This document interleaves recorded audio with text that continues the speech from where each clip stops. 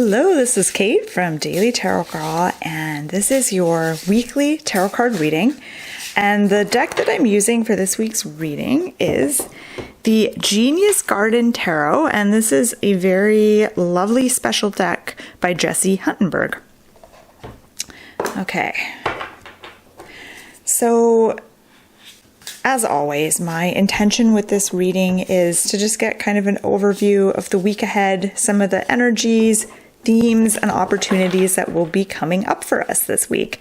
Now, I am going to be teaching a very special workshop happening this Sunday, so coming up really soon. It's called Plan Your September with Tarot, and it's a monthly planning / tarot journaling workshop. It's going to be super fun. I'm really pumped about it, really excited. If you're interested, I'm going to put the link below this video to check it out. It's this Sunday. I'll put all the info below. Okay, let's dive into the reading. So for the beginning of the week, Monday and Tuesday, we have the moon. All right. So the moon at the beginning of the week. Now the moon is one of the most mysterious cards in the tarot, and it presides over the realm of dreams, the subconscious, the collective unconscious, and our wild side, like our intuitive side, our instinctual side. And it's also all about well, actually, I'll get into that in a minute. Let's let's take it one step at a time. Let's start with the mysterious, the intuitive, the subconscious stuff. Because when the moon shows up in a reading, it's saying, hey, pay attention to the unseen realms. In life, there's the things that are obvious that we see, that are right in front of us. And then there's the things we don't see. It's the reading between the lines, paying attention to the unseen realms. And we're always picking up information in those unseen realms with our instincts, with our intuition. And the moon is saying, pay attention to your intuition at the beginning of the week. Pay attention to any really weird or memorable dreams that you have.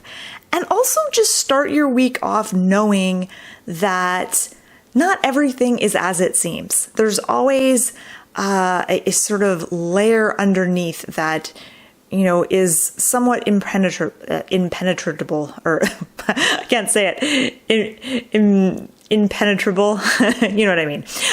So like a hidden layer. And there's always things that are kind of in the shadows. And that is just life. We don't always know everything. We can't. We don't always have all the answers. And we don't always see everything clearly. And sometimes just accepting that that's just part of life and kind of embracing the mystery can really allow us to be at peace. So that's the first thing I get with the moon.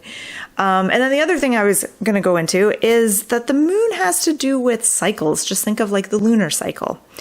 And the moon has to do with these cycles that we go through in life, and to pay attention to the cycles and utilize the cycles.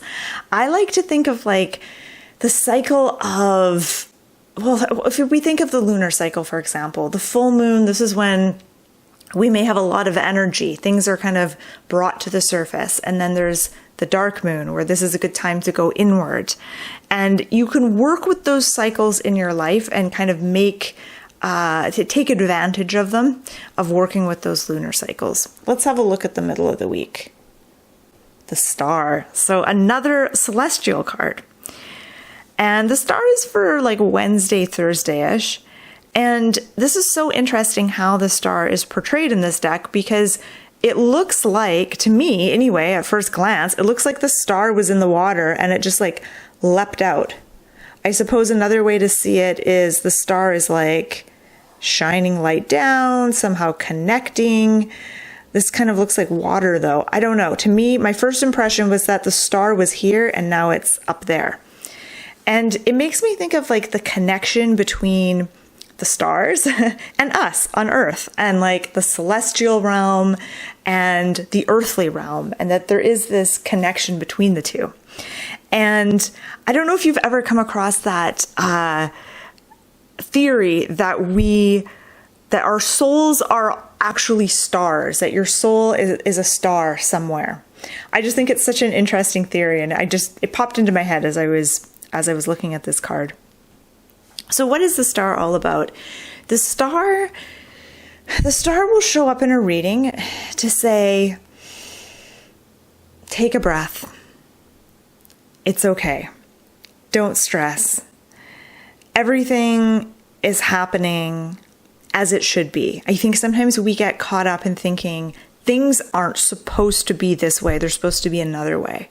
Or things are supposed to be better. Or things are supposed to be different than how they are. And this causes so much stress.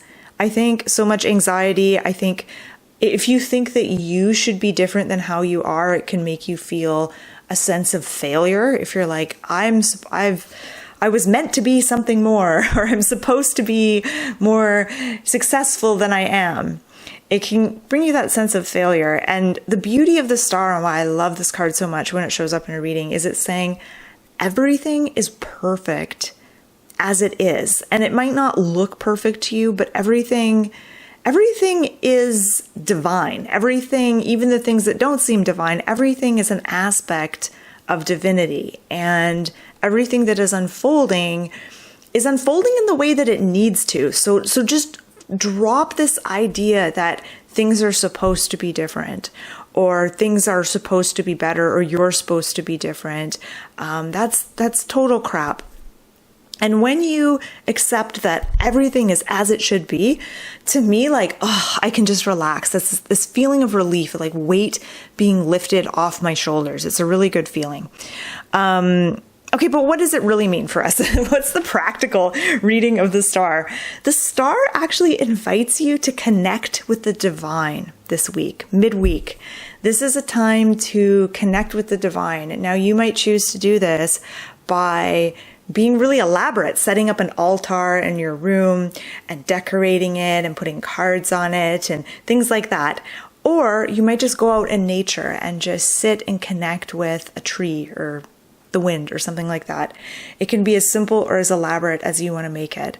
But the star is inviting you to see everyone and everything as an aspect of divinity, as an expression of the divine.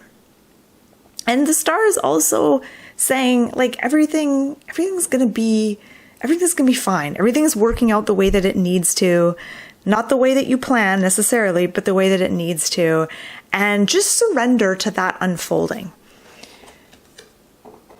3 of Cups is for the end of the week. And I'm so glad to see like a bright card here. This is a really happy card. The moon is mysterious, the star is divine, and the 3 of Cups is just plain fun. Like, this is just a really fun card. The 3 of Cups is all about celebration, getting together with friends, connecting with people, laughing, being playful, having a sense of humor, not taking things too seriously.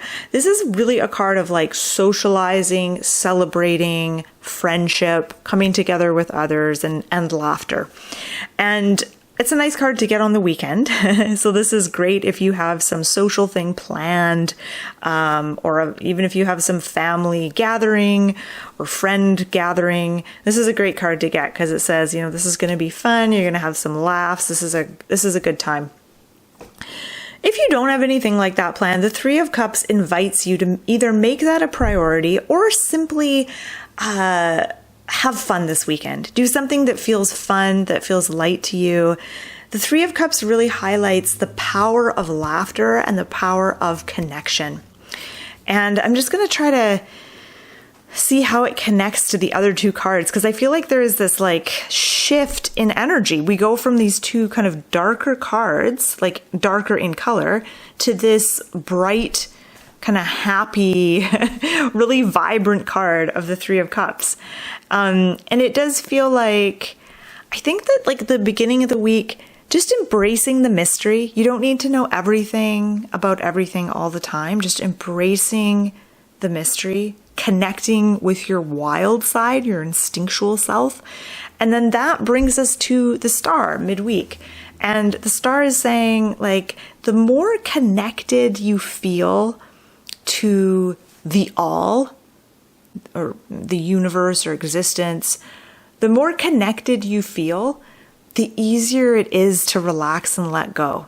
It's when we feel disconnected that we feel really tense. We feel isolated. We feel like we have a lot of weight on our shoulders. And so the star is saying prioritize, developing a spiritual connection. Or if you already have a spiritual connection, continuing to nurture that.